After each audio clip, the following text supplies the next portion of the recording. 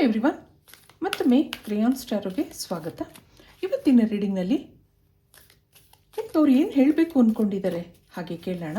ಇದೊಂದು timeless general candle wax reading ಆಗಿರುತ್ತೆ, ಹಾಗೆ ಕಲೆಕ್ಟಿವ್ ಎನರ್ಜಿನಲ್ಲಿರುತ್ತೆ. ಯಾರ್ಯಾರು ನನಗೆ ಸಬ್ಸ್ಕ್ರೈಬ್ ಮಾಡ್ತಿದ್ದೀರಾ, ಕಮೆಂಟ್ಸ್ ಮಾಡ್ತಿದ್ದೀರಾ, lot of thanks to you. ಇದೊಂದು ಜನರಲ್ ರೀಡಿಂಗ್ ಆಗಿರುತ್ತೆ. ನಿಮ್ಮ ಲೈಫಲ್ಲಿ ಹೆಚ್ಚಿನ ಕ್ಲಾರಿಟಿ ಬೇಕಿದ್ದರೆ ನೀವು ಪರ್ಸ್ನಲ್ ರೀಡಿಂಗ್ ತಗೋಬಹುದು. ಹಾಗೆ ನನ್ನ ಹಳೆ ವಿಡಿಯೋಗಳನ್ನ ಸಹ ನೋಡಬಹುದು. ಇದು ಟೈಮ್ಲೆಸ್ ಆಗಿರುತ್ತೆ, ನೀವು ಯಾವಾಗ ನೋಡಿದ್ರೂ ಅನ್ವಯಿಸುತ್ತೆ. ಈಗ ನಿಮಗೆ ಅವರು ಏನು ಹೇಳಬೇಕು ಅಂದ್ಕೊಂಡಿದ್ದಾರೆ. Card number 1, card number 2. ಇಲ್ಲಿ ಬಾಟಮ್ನಲ್ಲಿ ಏನಿದೆ, ನಿಮಗೆ ಅವರು ಸಮಾಧಾನ ಹೇಳ್ತಾ ಇದ್ದಾರೆ. ಏನೋ ಸಮಸ್ಯೆಗಳಿದೆ, ಎಲ್ಲರ ಜೀವನನೂ ಒಂದೇ ಥರ ಇರಲ್ಲ. ಹಾಗಿರೋದ್ರಿಂದ ಸ್ವಲ್ಪ ಸಮಾಧಾನವಾಗಿರು, ಏನೋ ಒಂದು ಆಗುತ್ತೆ ಹಾಗೆ ನಿಮ್ಗೆ ಹೇಳ್ತಾ ಇದ್ದಾರೆ. ಸುಮಾರು ದಿನದಿಂದ ನಿಮ್ಮ ಜೊತೆ ಸೈಲೆಂಟ್ ಆಗಿದ್ದಾರೆ, ಆದರೆ ಮನಸ್ಸಲ್ಲಿ ಏನೋ ಯೋಚನೆಗಳಿದೆ. ಅವ್ರ ನೆನಪುಗಳಲ್ಲಿ ನೀವಿದ್ದೀರಾ, ನೀವು ಅವ್ರಿಗೋಸ್ಕರ ಕಾಯ್ತಾ ಇದ್ದೀರಾ. ಏನೋ ತೊಂದರೆ ಇರೋ ಕಾರಣ ನಿಮ್ಮಿಂದ ದೂರ ಆಗಿದ್ದಾರೆ, ಸೈಲೆಂಟ್ ಆಗಿದ್ದಾರೆ. ಆದರೆ ಈ ಮುಖಾಂತರ ನಿಮಗೆ ಸಮಾಧಾನ ಹೇಳ್ತಾ ಇದ್ದಾರೆ, ಹಾಗೆ ಟೈಮ್ ಕೇಳ್ತಾ ಇದ್ದಾರೆ ಅನ್ನೋದಿದೆ. ಇದಕ್ಕೆ ಇಲ್ಲಿದ್ದ ಒಂದು ಕಾರ್ಡ್ ನೋಡೋಣ, ಅವ್ರು ಇನ್ನೇನು ಹೇಳಬೇಕು ಅಂದ್ಕೊಂಡಿದ್ದಾರೆ ನಿಮಗೆ. ಇಲ್ಲೊಂದು self love, I am still trying to heal. ಬಾಟಮ್ನಲ್ಲಿ unexpected outcome, things didn't go the way I planned ಅಂತ ಹೇಳ್ತಾ ಇದ್ದಾರೆ. ನಿಮ್ಮ ಬಗ್ಗೆ ಏನೋ ಡಿಸಿಷನ್ ತೊಗೊಂಡಿದ್ರು, ಆದರೆ ಅದು ಯಾಕೋ ಸರಿಯಾಗ್ತಾ ಇಲ್ಲ, ಏನೋ ಅವ್ರು ಅಂದ್ಕೊಂಡಂಗೆ ಆಗ್ತಾ ಇಲ್ಲ. ಅದಕ್ಕೋಸ್ಕರ ನಿಮ್ಮಿಂದ ಸ್ವಲ್ಪ ದಿನ ಸೈಲೆಂಟ್ ಆಗಿದ್ದಾರೆ. ಇಲ್ಲೊಂದು ಸ್ಪೇಸ್ ಇದೆ, ಆದರೆ ಅವರನ್ನು ಅವರು ಹೀಲ್ ಮಾಡ್ಕೋತಾ ಇದ್ದಾರೆ ಹಾಗೆ ಅನ್ನಿಸ್ತಾ ಇದೆ. ಏನೋ ಬೇಜಾರಾಗಿದೆ, ನೀವು ಅವ್ರಿಗೆ ತುಂಬ ಇಷ್ಟ ಇದ್ರಿ. ನಿಮ್ಮ ಜೊತೆ ಇದ್ದಾಗ ನಿಮ್ಮ ಫ್ರೆಂಡ್ಶಿಪ್ ಅವ್ರಿಗೇನೋ ಪ್ರೌಡ್ ಫೀಲ್ ಆಗ್ತಾ ಇತ್ತು, ನೀವೇನೋ ಸ್ಪೆಷಲ್ ಅನ್ನಿಸ್ತಾ ಇತ್ತು. ನೀವು ಅವ್ರ ಜೀವನಕ್ಕೆ ಬಂದಾಗಿಂದ ಏನೋ ಪಾಸಿಟಿವಿಟಿ ಇತ್ತು, ಸಂತೋಷ ಇತ್ತು. ಈಗಲೂ ಸಹ ಅವ್ರ ಥಾಟ್ ಪ್ರೊಸೆಸ್ಸಲ್ಲಿ ನೀವಿದ್ದೀರಾ, ನಿಮ್ಮ ನೆನಪುಗಳಿದೆ. ಇದಕ್ಕೆ ಸ್ವಲ್ಪ ಟ್ಯಾರೋ ಕಾರ್ಡ್ಸ್ ನೋಡೋಣ, ನಿಮ್ಮಿಬ್ಬರ ಮಧ್ಯೆ ಏನು ನಡೆದಿದೆ, ಯಾಕೆ ನೀವಿಬ್ಬರು ದೂರ ಆಗಿದ್ದೀರಾ, ಅವ್ರು ನಿಮ್ಗೇನು ಹೇಳಬೇಕು ಅಂದ್ಕೊಂಡಿದ್ದಾರೆ. ಹಾಗೆ ನೋಡಿದಾಗ ಇಲ್ಲೊಂದು ನೈಟ್ ಆಫ್ ಕಾಯಿನ್ಸ್ ಬರ್ತಾ ಇದೆ, ಹಾಗೆ 7 ಆಫ್ ವ್ಯಾಂಡ್ಸ್, ಇಲ್ಲೊಂದು ವರ್ಲ್ಡ್ ಕಾರ್ಡ್ ಬರ್ತಾ ಇದೆ, ಮ್ಯಾಜಿಷಿಯನ್ ಇದೆ, 9 ಆಫ್ ವ್ಯಾಂಡ್ಸ್ ಬರ್ತಾ ಇದೆ, ಹಾಗೆ ನೈಟ್ ಆಫ್ ಕಪ್ಸ್ ಇದೆ. ಇಲ್ಲಿ 9 ಆಫ್ ಕಪ್ಸ್ ಬರ್ತಾ ಇದೆ. ಇಬ್ಬರಲ್ಲೂ ಶುರುವಿನಲ್ಲಿ ಒಳ್ಳೆ ಫ್ರೆಂಡ್ಶಿಪ್ ಇತ್ತು. ಶುರುವಿನಲ್ಲಿ ಎಲ್ಲ ಹಾಗೆ ಸಂತೋಷ ಇರುತ್ತೆ, ಕ್ಯೂರಿಯಾಸಿಟಿ ಇರುತ್ತೆ, ಏನೋ ಹೊಸತನ ಇರುತ್ತೆ. ದಿನ ಕಳೆದ ಹಾಗೆ ಸಮಸ್ಯೆಗಳು ಶುರು ಆಗುತ್ತೆ. ಯಾರಾದರೂ ಒಬ್ಬರು ಹಿಂದೆ ತೆಗಿತೀರಾ, ಇಲ್ಲೂ ಹಾಗೆ ಆಗಿದೆ. ಏನೋ ಸಮಸ್ಯೆಗಳಿದೆ, ಏನೋ ಪ್ರಾಬ್ಲಮ್ಸ್ ಇದೆ, ಆದರೆ ನಿಮ್ಮನ್ನು ಅವರು ಮರ್ತಿಲ್ಲ. ಅವ್ರ ನೆನಪುಗಳಲ್ಲಿ ನೀವಿದ್ದೀರಾ ಅಂತ ಹೇಳಿದೆ ನಾನು. ಫಿಸಿಕಲ್ ಆಗಿ ಕನೆಕ್ಟ್ ಆಗಿಲ್ದಿದ್ರೂ ಇಮೋಷನಲ್ ಆಗಿ ನಿಮ್ಮ ಜೊತೆ ಕನೆಕ್ಟ್ ಆಗಿದ್ದಾರೆ. ನಿಮ್ಮ ನೆನಪುಗಳು ಅವ್ರಿಗೆ ಆಗಾಗ ಬರ್ತಾ ಇರುತ್ತೆ. ಇಲ್ಲಿ ಇನ್ನೇನಿದೆ ನೋಡೋಣ. ನೀವೇನೋ ಒಂದು ಒಳ್ಳೆ ಜಾಬಲ್ಲಿ ಇದ್ದೀರಾ ಅಂತ ಅನ್ನಿಸ್ತಾ ಇದೆ, ಫೈನಾನ್ಷಿಯಲಿ ಇಂಡಿಪೆಂಡೆಂಟ್ ಆಗಿದ್ದೀರಾ. ಆದರೆ ಈ ನಡುವೆ ಯಾವುದೋ ಭಾವನೆಗಳಲ್ಲಿ ಸಿಕ್ಕಾಕೊಂಡಿದ್ದೀರಾ ಅಂತ ಅನ್ನಿಸ್ತಾ ಇದೆ. ಯಾಕೋ ಮನಸ್ಸಿಗೆ ನೆಮ್ಮದಿ ಇಲ್ಲ, ಸಂತೋಷ ಇಲ್ಲ. ಯಾರೋ ವ್ಯಕ್ತಿನ ಭೇಟಿ ಮಾಡಿದ್ರಿ, ಅವರೇ ನಿಮ್ಮ ಪ್ರಪಂಚ ಆಗಿದ್ದರು. ಈಗಲೂ ನಿಮ್ಮ ಮನಸ್ಸಲ್ಲಿ ಆ ವ್ಯಕ್ತಿ ನೆನಪುಗಳೇ ಇದೆ. ಇಲ್ಲೇನೋ ಕಮ್ಯುನಿಕೇಷನ್ ಗ್ಯಾಪ್ ಇದೆ. ನಿಮ್ಮ ಮೆಸೇಜ್ಗಾಗಲಿ ಕಾಲ್ಗಾಗಲಿ ಅವರೇನೂ ಉತ್ತರಿಸ್ತಾ ಇಲ್ಲ. ಅದರಿಂದ ನಿಮಗೆ ಆತಂಕ ಇದೆ. ಆ ವ್ಯಕ್ತಿನ ನಾನು ಮಿಸ್ ಮಾಡ್ಕೋತಾ ಇದ್ದೀನಿ ಅಂತ ಅನ್ನಿಸ್ತಾ ಇದೆ ನಿಮಗೆ. ಅವರ ಎನರ್ಜಿ ನೋಡಿದಾಗ ಚೆನ್ನಾಗಿ ಮಾತಾಡುವಂಥ ಒಳ್ಳೆ ವ್ಯಕ್ತಿ ಹಾಗೆ ಅನ್ನಿಸ್ತಾ ಇದೆ. ನೀವು ಅವ್ರ ಮಾತುಗಳಿಗೆ, ಬಿಹೇವಿಯರ್ಗೆ ಅಟ್ರಾಕ್ಟ್ ಆಗಿದ್ರಿ. ಆಗಾಗ ನಿಮ್ಮನ್ನು ಭೇಟಿ ಆಗ್ತಾಯಿದ್ರು, ಒಳ್ಳೆ ಕ್ವಾಲಿಟಿ ಟೈಮ್ ಸ್ಪೆಂಡ್ ಮಾಡ್ತಾಯಿದ್ರಿ. ಆದರೆ ಈ ನಡುವೆ ಅವ್ರ ಲೈಫಲ್ಲಿ ಏನೋ ಸಮಸ್ಯೆಗಳಿದೆ. ಯಾವುದೋ ಕಾರಣಕ್ಕೆ ನಿಮ್ಮಿಂದ ದೂರ ಆಗಿದ್ದಾರೆ. ಈಗ ಅವರು ಪ್ಲೇಸ್ ಚೇಂಜ್ ಮಾಡಿರಬಹುದು, ಲಾಂಗ್ ಡಿಸ್ಟೆನ್ಸಲ್ಲಿದ್ದಾರೆ ಅಂತ ಅನ್ನಿಸ್ತಾ ಇದೆ. ನಿಮ್ಮನ್ನು ಭೇಟಿ ಮಾಡೋಕ್ಕಾಗ್ತಾ ಇಲ್ಲ, ಆದರೆ ನಿಮ್ಮ ನೆನಪುಗಳಿದೆ. ಎಲ್ಲ ನಾವು ಅಂದ್ಕೊಂಡ ಹಾಗೆ ನಡೆಯಲ್ಲ. ಕೆಲವು ಸರಿ ಲೈಫಲ್ಲಿ ಅನಿರೀಕ್ಷಿತವಾಗಿ ಚೇಂಜಸ್ ಬಂದ್ಬಿಡುತ್ತೆ. ಯಾವುದೋ ಕಾರಣಕ್ಕೆ ನಿಮ್ಮಿಂದ ಸೈಲೆಂಟ್ ಆಗಿದ್ದಾರೆ ಅವರು.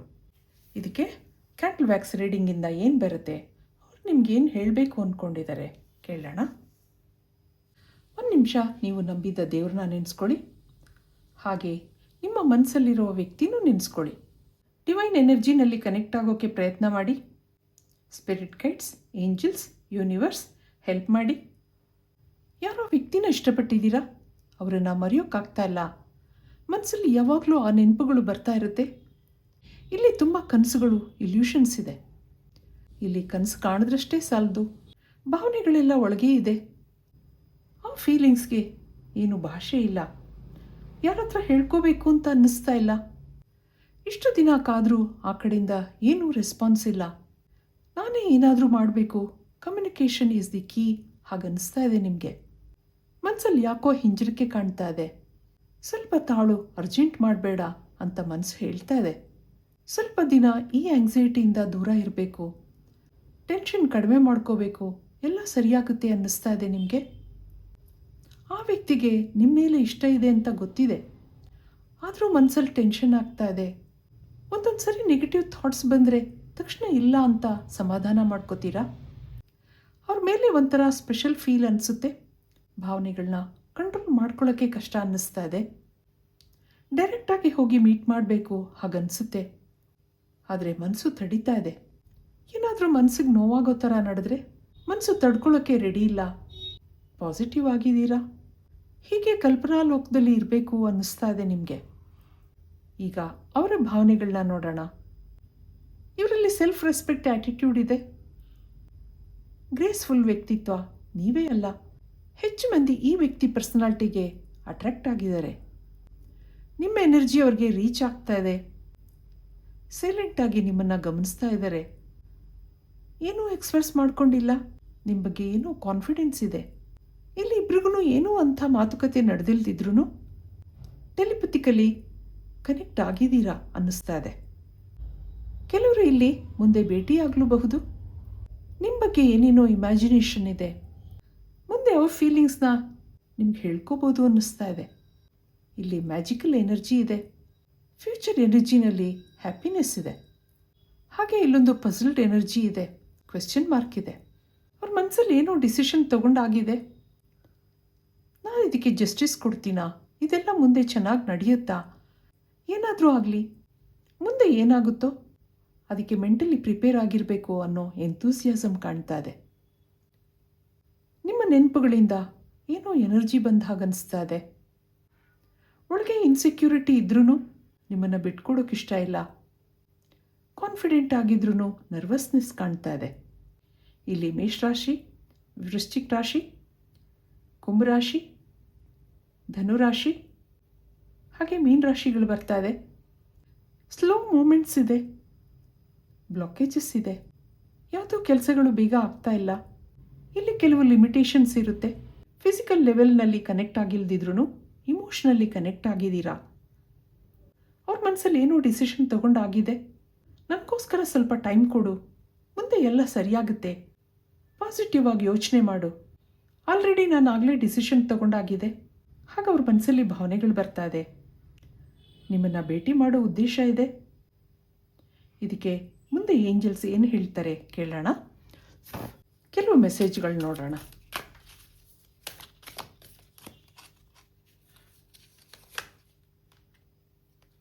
ನ್ಯೂ ಬಿಗಿನಿಂಗ್ಸ್ ನೋಡಿ, ಸೀರಿನಿಟಿ, ಮತ್ತೊಂದು ಬ್ರೀದ್ ಅನ್ನೋದು ಬರ್ತಾ ಇದೆ.